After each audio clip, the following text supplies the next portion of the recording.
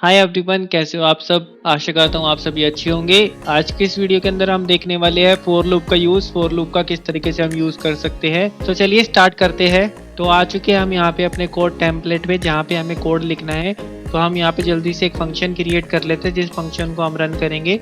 तो इस फंक्शन का नाम ही मैं फोर लूप दे देता हूँ। कुछ इस तरीके से ओपन ब्रैकेट क्लोज ब्रैकेट हम करेंगे एंड देन हम ये फंक्शन सक्सेसफुली बना चुके हैं।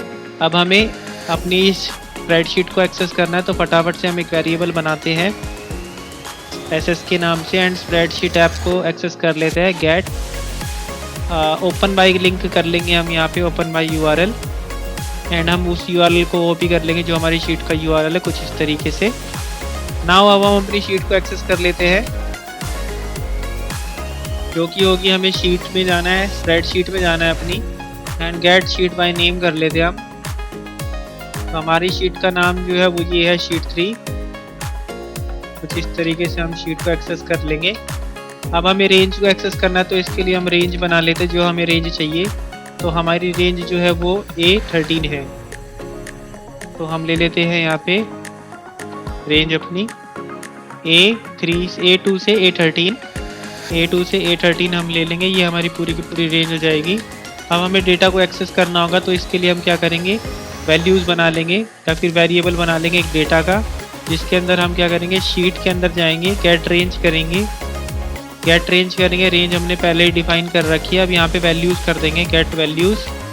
अब इस वैल्यूज़ को हम प्रिंट करके देख लेंगे। तो आइए फटाफट प्रिंट करके देख लेते हैं logger.log की मदद से। यहाँ पे हमने डेटा को प्रिंट कर लिया।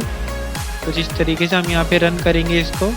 जैसे हम इसको एग्जीक्यूट करेंगे तो हमारे पास आप देखेंगे डेटा यहाँ पे एक्सेस होके आ चुका है। अब हम इस डेटा के ऊपर एक लूप चलाएंगे। तो यहाँ पे हम लूप इसलिए चला रहे हैं ताकि हम डेटा के हर एक एलिमेंट को एक्सेस कर सके। तो चलिए देख लेते हैं हम लूप का यूज़ किस तरीके से करना है। तो फोर लूप का यूज़ करने के लिए जो हमें करना होगा, यहाँ पे फोर लिखना होगा and then open bracket close bracket करना पड़ेगा। यहाँ पे हम वेरिएबल बनाएंगे जो कि आई होगा वो इक्वल होगा 0 के। तो आप यहाँ पे डिपेंड करता है आप किसके ऊपर लूप लगा रहे हो, तो उसी के डिपेंडेंट आई चलता है। एंड देन हमें आई की वैल्यूज़ डिफाइन करनी होगी कि आई की वैल्यूज़ लेस देन कितनी रहेगी। तो हम यहाँ पे डेटा डॉट लेंथ कर लेते हैं कि हमेशा आई की जो वैल्यू होगी वो डेटा की लेंथ से कम ही रहेगी और 0 से स्टार्ट होगी। और यहाँ पे इटरेशन हमें बताना पड़ता है कि आई की वैल्यू हमेशा एक बार चलने के बाद कितनी बार बढ़ेगी। तो आई प्लस प्लस हम यहाँ पे कर देते हैं।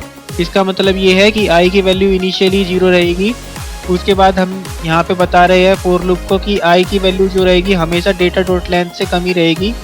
तो फोर लूप का यूज़ करने के लिए सिंपली हमें ये 3 चीज़ों की रिक्वायरमेंट होती है, जिसमें हम इनिशियलाइज करते हैं आई को, और फिर हम बताते हैं कि आई की वैल्यू हमेशा कहाँ तक जाएगी, एंड देन उसमें हम इटरेशन करते हैं कि आई की वैल्यू हमेशा एक बार लूप चलने के बाद कितनी बढ़ेगी। यहाँ पे मैं बोल देता हूँ कि हमारा स्टार्टिंग में जो एलिमेंट रहेगा, फर्स्ट एलिमेंट, वो बराबर होगा डेटा के आई एलिमेंट के बराबर। तो यहाँ पे हम अब फर्स्ट एलिमेंट की वैल्यूज़ को प्रिंट करा लेते हैं। तो logger.log करके फर्स्ट एलिमेंट को प्रिंट करा लेंगे। जैसे मैं फर्स्ट एलिमेंट को अपने प्रिंट कराऊंगा तो आप देखेंगे यहाँ पे हमारे पास हर एक एलिमेंट प्रिंट हो चुका है। अब मैं यहाँ पे नया वेरिएबल भी बना सकता हूँ, जिसको मैं बोल सकता हूँ न्यू एरे। तो यहाँ पे मेरे पास जो टास्क है वो ये है कि मैं हर एक एलिमेंट के अंदर 5 का इंक्रीमेंट करना चाहता हूँ। तो सिंपली मैं यहाँ पे क्या कर सकता हूँ, +5 कर सकता हूँ।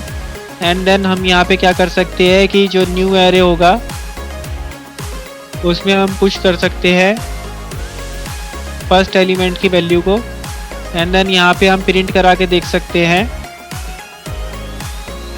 न्यू एरे को, जो कि हमें न्यू एरे मिल जाएगा।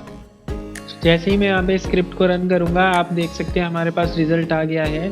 आई होप दोस्तों आपको ये वीडियो अच्छी लगी होगी एंड समझ में आया होगा आपको कि हम फोर लूप का यूज़ किस तरीके से कर सकते हैं। Thank you for watching.